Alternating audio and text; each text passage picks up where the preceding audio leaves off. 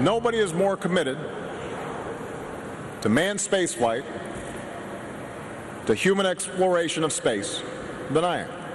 But we've got to do it in a smart way, and we can't just keep on doing the same old things that we've been doing and thinking that somehow is going to get us to where we want to go. Everything in that budget is undefined. There is no focus. You're not going to get into space in 3 years. You're not going to build a manned or a human-rated spacecraft. You got all the infrastructure, the mission control, the simulators, the training. It doesn't make sense to me. Well, President Obama down at the Kennedy Space Center today announcing an increase in NASA's budget over the next 5 years of $6 billion, but also saying the Constellation program that was in place is going to be canceled. To do that costs about $2 billion. Where are we in the space program and what the president is talking about? We're back with our panel. Charles. We're seeing the abolition of the manned space program. When Neil Armstrong speaks out, that's an event.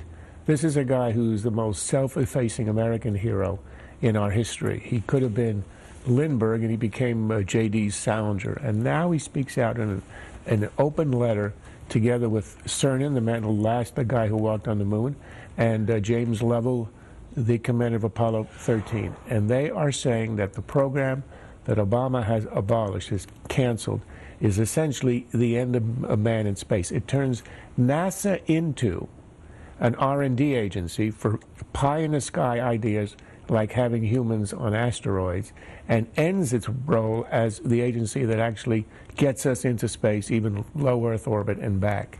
Now, Obama spoke about, we've done the moon, so we're going to do asteroids and Mars. This is total pie in the sky.